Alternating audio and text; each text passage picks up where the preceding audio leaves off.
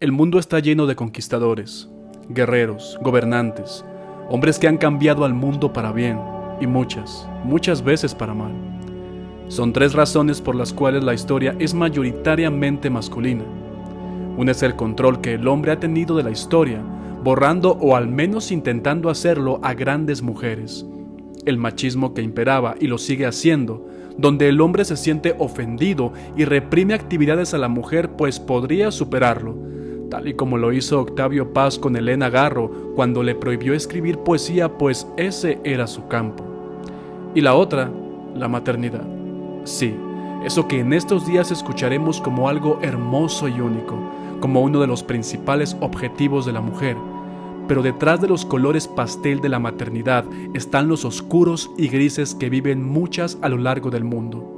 Mujeres que deben abandonar su profesión, sus negocios, sus sueños, por tener que amamantar y cuidar a una criatura que tardará al menos 20 años en ser independiente. Pues a pesar de estar casadas, el tiempo que pasa el esposo con sus hijos se reduce a unas cuantas horas. Hoy, en la historia que no te cuentan, mujeres que a pesar de ser madres han luchado contra el mundo y contra ellas mismas, pues el instinto maternal es más grande y poderoso que cualquier otro y han seguido su propio camino. Marie Curie es la primera y única persona en recibir 2 premios Nobel en distintas especialidades científicas. Además de ser la madre de la física moderna, Marie Curie tuvo 2 hijas, Irene y Eve, a quienes adoraba.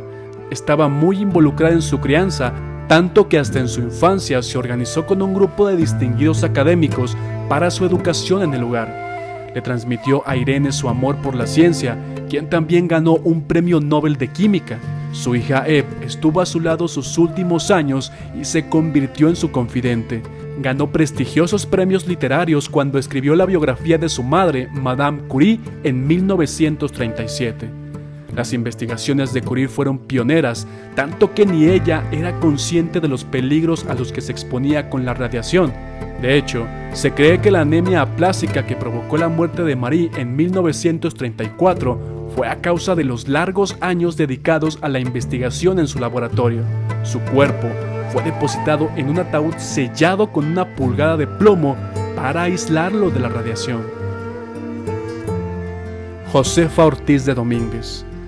La proeza de Josefa que ha sido más reconocida consiste en el hecho de que al saber que la conspiración en que participaban había sido delatada al gobierno virreinal, ella logró dar aviso a Ignacio Allende, a los hermanos Juan e Ignacio Aldama y al cura Miguel Hidalgo que iban a ser aprehendidos. A menudo se le atribuye solo este hecho, pero debemos recordar que formó parte del consejo que comenzó a conspirar contra el virrey de la Nueva España, por lo que su importancia dentro del movimiento de independencia de México debió ir mucho más allá de mandar un mensaje. Mariana Grajales. Esta valiente mujer es un ícono de fuerza y determinación, mejor conocida como la Madre de Cuba. Tuvo un rol en la lucha de la independencia de ese país contra España. Grajales se crió en el este de la isla y tuvo 13 hijos, a quienes continuamente les compartía historias de los movimientos de la independencia de otros países latinoamericanos y caribeños. De igual manera, los entrenó en autodefensa, preparándolos para luego ser parte del ejército cubano. Al pasar los años, tuvo que refugiarse en Jamaica por su seguridad y la de su familia. Desde ahí lideró el activismo a favor de la independencia contra otros exiliados cubanos. Una mujer valiente que arriesgó todo por la libertad de su país y marcó la historia por siempre. Elizabeth Cady Stanton. Esta mujer fue, por más de 50 años, una de las líderes del movimiento sufragista en los Estados Unidos. Ayudó a organizar la primera convención sobre los derechos de las mujeres en 1848 y años más tarde trabajó junto a otras activistas para establecer la Asociación Nacional de Sufragio Femenino para lograr el derecho al voto para las mujeres. Su activismo comenzó en contra de la esclavitud y fue la primera mujer en postularse para el Congreso. Tuvo 5 hijos y 2 hijas. Una de ellas eventualmente también se convirtió en activista por los derechos de las mujeres, una luchadora por el derecho de las mujeres que debería ser ejemplo para muchos y muchas. Lola Rodríguez de Thió.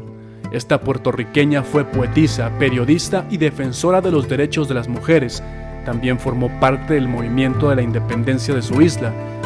Escribió el himno revolucionario por la independencia, La Borinqueña. Dedicó gran parte de su vida a su activismo y a escribir poemas sobre su isla y también sobre Cuba, donde vivió por muchos años. Su poema más famoso, Cuba y Puerto Rico son de un pájaro las dos alas, fue publicado en 1893. Con su vida y obra fue un ejemplo de unidad y de lucha por los ideales. A los 20 años contrajo matrimonio con el también periodista Bonocio Tio Segara, con quien procreó sus dos hijas Mercedes y Patria. Las Madres Buscadoras en México. El colectivo Madres Buscadoras es una organización sin fines de lucro que se dedica a la búsqueda de personas desaparecidas por el estado de Sonora y ocasionalmente en otros estados. Formado principalmente por madres con hijos desaparecidos con el fin de recuperar aunque sea los restos de sus familiares, se han organizado para emprender la búsqueda de sus hijos de manera conjunta, tejiendo redes de solidaridad y resistiendo desde lo común a los embates de un México bárbaro, donde además de desaparecer a sus seres queridos, también lo hace con las madres que los buscan. Las amenazas a las integrantes de los colectivos son constantes, tanto por medio de llamadas telefónicas como en sus redes sociales y de manera ocasional en el propio terreno de búsqueda. Emmeline Pankhurst. A pesar de haber sido alentada por sus padres a prepararse para una vida como esposa y madre, fundó la Women Franchise League, que luchó por el sufragio tanto para las mujeres casadas como para las solteras, así como muchos otros temas de igualdad de derecho para mujeres en las áreas de divorcio y las herencias. Fue una activista política británica, líder del movimiento sufragista, y en 1999 la revista Time la nombró como una de las 100 personas más importantes del siglo XX. Mileva Maric, el lado oculto de las teorías de Einstein. Mileva Maric fue una matemática serbia y primera esposa de Albert Einstein. Estudió con su futuro marido en el Instituto Politécnico de Zúrich, una de las pocas universidades europeas que por aquel entonces admitía mujeres. A Mileva se le atribuye la colaboración en experimentos de Einstein, puesto que ya desde sus inicios en la universidad existen distintos testigos que los vieron trabajar juntos en todo momento. Es más, se piensa que los conocimientos matemáticos de Maric fueron fundamentales para desarrollar muchas de las teorías de Einstein, entre ellas la famosa teoría de la relatividad. Mileva tuvo 3 hijos, Eliezer, Hans Albert y Edward. Elena Garro, dramaturga, novelista y poeta, y periodista también. Además incursionó en otras disciplinas artísticas como la danza, la actuación y la coreografía. Su obra es fundamental para las letras mexicanas e hispanoamericanas. Su narrativa introdujo nuevas maneras de concebir el tiempo dentro del relato. Sus piezas teatrales renovaron la dramaturgia. Sus historias, tan fantásticas como verosímiles, introdujeron en la literatura la cosmovisión de los pueblos de provincia, del imaginario campesino e indígena en una época en la que estos grupos habían pasado a segundo término. Sus personajes son diseñados de tal modo que desde el nombre asoman sus gestos más profundos. Su lenguaje poético recrea la atmósfera del campo y la ciudad al tiempo que cuestiona los resultados de la revolución, trae de vuelta el trauma de la conquista o señala las desigualdades sociales. La envergadura de su labor literaria es tal que algunos escritores mencionan que junto con Sor Juana Inés de la Cruz es la mejor escritora de todos los tiempos mexicana.